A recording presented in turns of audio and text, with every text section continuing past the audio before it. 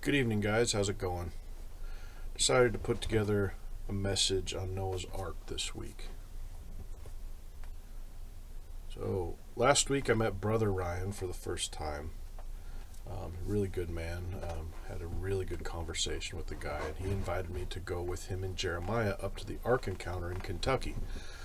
Couldn't afford it at the time, so I told him I didn't want to go. I was there about 4 years ago, and unfortunately, though the place was amazing, they didn't simulate the world flood. Would have been interesting to see that. It inspired me to put together this presentation for this week. So, what's that over there?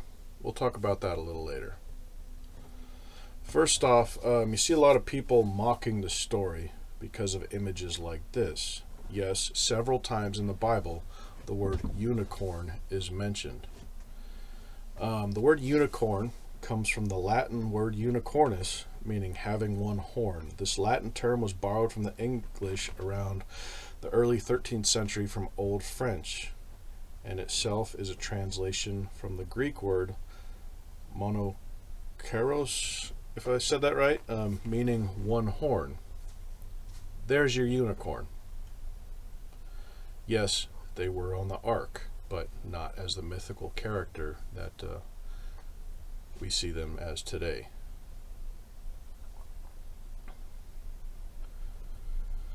So in Genesis chapter 6, God said to Noah, "The end of all flesh is come before me, for the earth is filled with violence through them, and behold, I will destroy them with the earth. Make thee an ark of gopher wood. Rooms shall you make in the ark, and shall pitch it within and without pitch." We'll talk a little more about pitch later.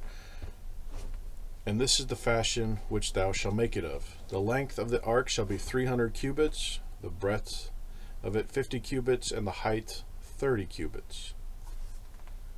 So basically, for those who don't know, a cubit is elbow to fingertip.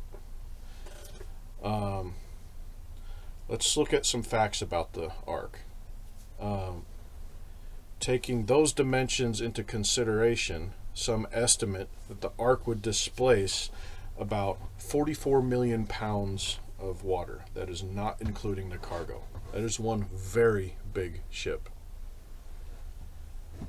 So the Ark Encounter in Kentucky, I think the cubit was 20.4 inches, elbow to fingertip. Subtracting from the curvature of the hull, you get a volume of about 1.88 million cubic feet on the interior. It's at 510 feet long. Can you fit two of every kind of animal in there? That's a lot of animals. So, for example, let's look at African elephant. An average African elephant stands between 8 and 14 feet tall. When the cubic footage of an African elephant varies by the animal size, an average adult male's volume is approximately 176 cubic feet. So, if you take that under consideration, that's about 10,700 elephants. That's a lot of room.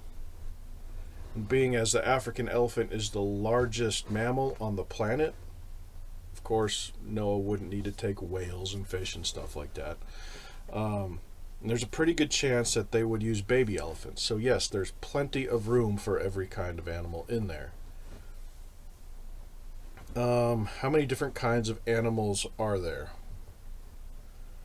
According to Answers in Genesis, there are 1,398 kinds of land-dwelling and air-breathing animals that were on Noah's Ark, which equates to about 6,700 total animals. And all of them were smaller than an African elephant. So let's look at black Angus cows, just for another example. According to Google, a black Angus cow is between 21.5 and 33.9 cubic feet. If you take the volume, 101.88 million cubic feet, divided by 33.9, you would get a total of 55,457 cows you could fit in the ark. And for those counting, that's about 134 billion cheeseburgers. So, of course, you can fit 2 of every kind of animal in the ark. Here are some vehicles parked next to the Ark Encounter for scale. This was during construction. Very, very large boat.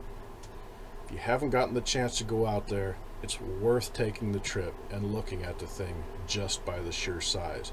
When you walk up on a thing, of course you can fit 2 of every kind of animal. I believe the Bible says it took Noah and his family 120 years to build that by hand. Yeah, that'd be quite a project. Genesis 6:19. God said, "And every living thing of all flesh, 2 of every sort, shalt thou bring into the ark." Okay, so I was doing some research and got an AI overview from Google about the word species.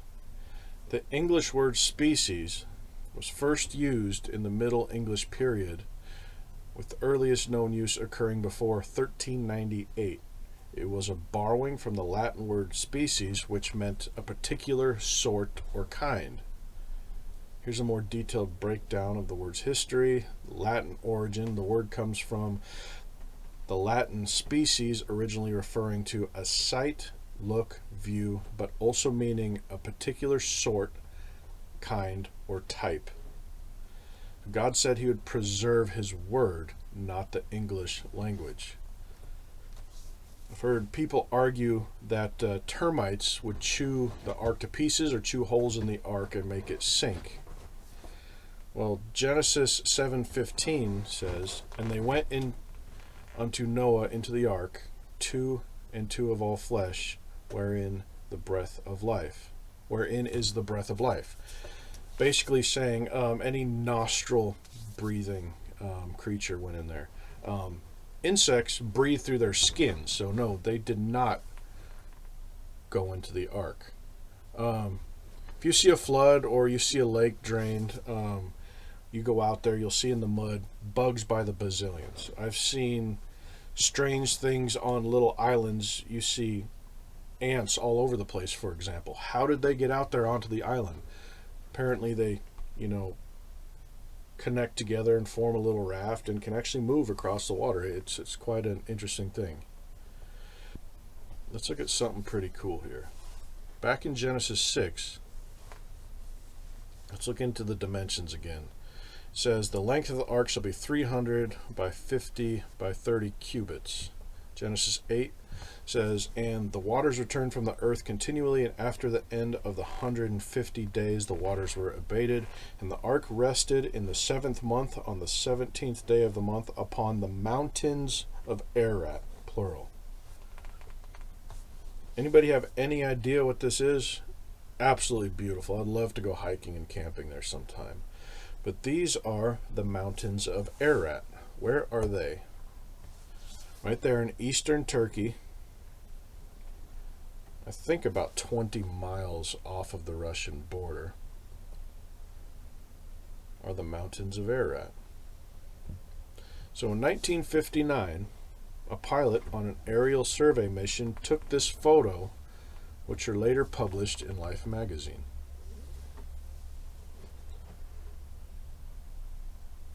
So he said this lies in the center of a landslide, about 25 miles from the Russian border,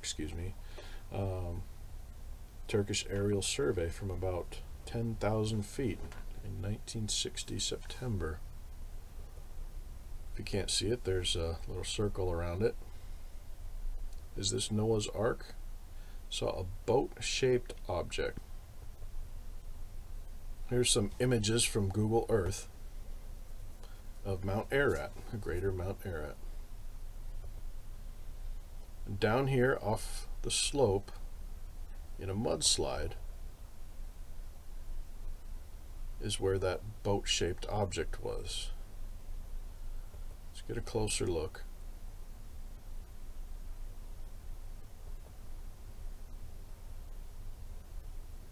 So Ron Wyatt, Christian archaeologist back in the 70s, went to the site to investigate after reading that article in Life magazine. He went there twice, first in the 70s, and then later, 10 years later, in 1987. He was the guest of honor by the Turkish government, and they dedicated the site as Noah's Ark on the surrounding area. There's pictures of him and the Turkish government dedicating the site, pouring the first concrete in there for the Noah's Ark Visitor Center.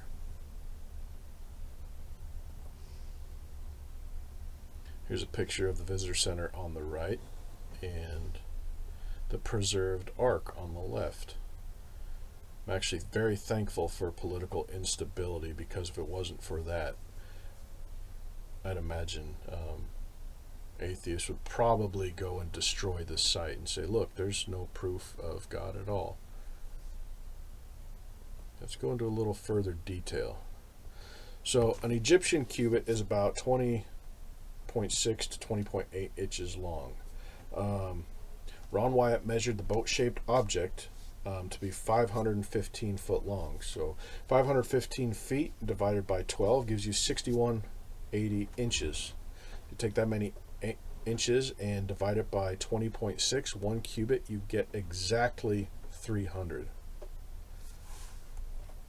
And for the width is a bit wider than 50 cubits, because wooden ships, when they're left abandoned to rot out, will spread outwards and fall apart as they deteriorate. So John Larson of New Zealand went there in the 90s and did with some ground penetrating radar, and these were some of the images that he brought back. Looks like a boat-shaped object to me underneath the surface of the earth there. And it just happens to be the exact same dimensions of the ark, just happens to be located down from where the Bible says it is landed. I mean, you don't need to be a rocket scientist to kind of figure that out. So here's a piece of fossilized timber that they found at that site. The interior of the deck timber shows laminated wood.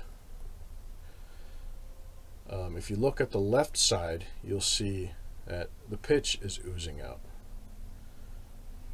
So pitch is basically tree sap or pine resin, very sticky tar-like substance that in the olden days would be used as a form of glue. Here are some other things that Ron Wyatt found. 26 enormous drogue stones have been found near the village of Eight. They're said to be the largest ever found. They also found petrified rivets there at the site. Now his entire video can be found on his website, ronwyatt.com, and I went ahead and did a copy of those and put them on my Theories of Creation YouTube channel. You can check those out there. But it's quite an amazing testimony and such a God moment of how he and his boys stumbled across that site when they were out looking for it. There's a lot of evidence that shows the layers of geologic strata around the world were formed because of a cataclysmic flood and were not laid down over millions of years. So check out Institute for Creation Research. Is Genesis History has some good stuff. Kent Hovind's seminar series has a lot of amazing stuff, and a very good video on YouTube called Experiments in Stratification that shows how water moving sideways will lay down the layers of geologic strata. So what's to learn from the flood? Obviously that God hates sin. If he was going to destroy the entire world that he created, I believe the Bible says it repented him. He regretted making man because of their wicked, sinful, evil ways. Do you know that people act like sin is no big deal? Even the Oxford Dictionary took the word out because they think it's not relevant to our youth. Paul said something like, if it wasn't for the law, he wouldn't have known what sin was. Have you ever lied? Doesn't matter the size of the lie. Have you ever stolen something? Doesn't matter the size of a value. Could be a paper clip, could be a pen. It's still stealing in the eyes of God. Have you ever blasphemed the name of God? You're basically replacing the creator of the universe with the word of filth. Would you do that to your mom? That's blasphemy. The Bible says all have sinned and fallen short of the glory of God.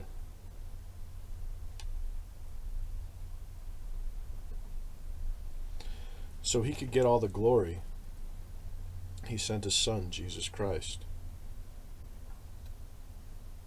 God so loved the world that he gave his only begotten Son, that whosoever believes in him shall not perish but have everlasting life.